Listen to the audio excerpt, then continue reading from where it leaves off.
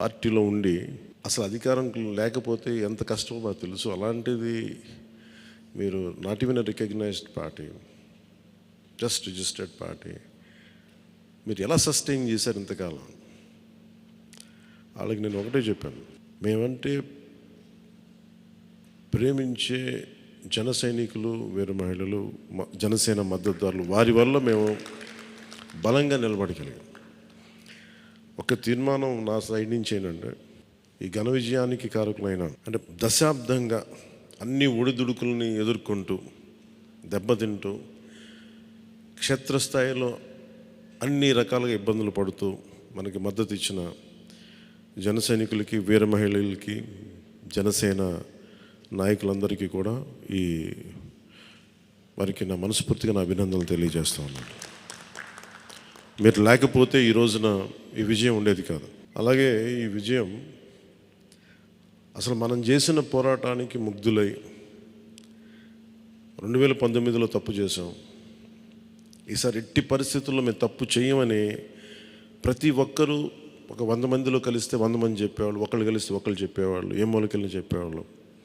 ఈ రోజున మనందరికీ కూడా ఇంత భారీ మెజారిటీలు వచ్చినాయి అంటే మనల్ని నమ్మిన ప్రజలందరికీ హృదయపూర్వకంగా మన ఈ మీటింగ్ తరపు నుంచి నేను వారికి నా కృతజ్ఞతలు, అభినందనలు తెలియజేస్తున్నాను. మనకి వీ హ్యావ్ గ్రేట్ రెస్పాన్సిబిలిటీ. అంటే నేను మొన్నదాకా మాట్లాడుతున్నప్పుడు అదొక పొలిటికల్ రెటారిక్ అనిపించుకోవచ్చు, but I believed in that and I believe in that. అంటే we have to bring back accountability and politics. జవాబుదారీతనం తిరిగి రాజకీయాల్లోకి తీసుకురావాలని. గొడవ పెట్టుకునేటప్పుడు అంటే మనోహర్ గారు మేము చాలాసార్లు మాట్లాడుకున్నప్పుడు, cooperation and confrontation is a part of democracy.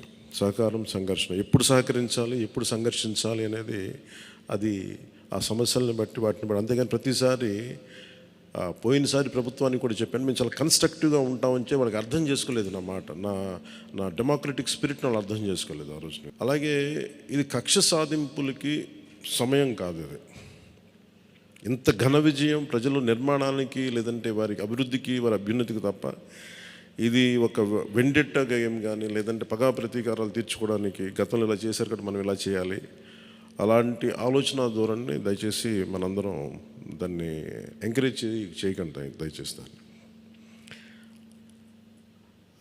అలాగే చాలా చాలా క్షేత్రస్థాయిలో ప్రతి ఒక్కరూ అందుబాటులో ఉన్నాం, నాతో సహా. ఈరోజున జాతీయ స్థాయిలో మరి మనం సాధించిన విజయాలు కూడా చెప్పుకోవాలి. చాలామంది పొలిటికల్ పార్టీ ప్రారంభించారు, మూసేశారు భారతదేశం మొత్తం మీద. ఈవెన్ ఫ్రమ్ పంజాబ్ నుంచి ఎవరో వచ్చి మాట్లాడుతున్నారు, వాళ్ళ అకాలీదళ ఫ్యాక్షన్ ఒకటి. మా నాన్నగారు స్టార్ట్ చేశారు, మేము స్టార్ట్ చేసి ఇనిషియేట్ చేసి ఆఫ్ చేసేసుకోవాల్సి వచ్చిందని. మన ఎన్నికలకి మనం సాధించింది from a registered political party నుంచి రికగ్నైజ్డ్ పొలిటికల్ పార్టీ. అండ్ రెండు, నెవర్ బిఫోర్ ఇన్ భారత్ పోటీ చేసిన అన్ని స్థానాల్లో భారీ మెజారిటీలతోటి గెలుపొందటం, 100% స్ట్రైకింగ్ రేట్, 100%. అంటే మన మీద ఎంత విశ్వసనీయత ఉంది, అంటే ఎంత విశ్వాసం ఉంది ప్రజలకి, ఎంత నమ్మారు, ఇది వాళ్ళు చేసి చూపించారు.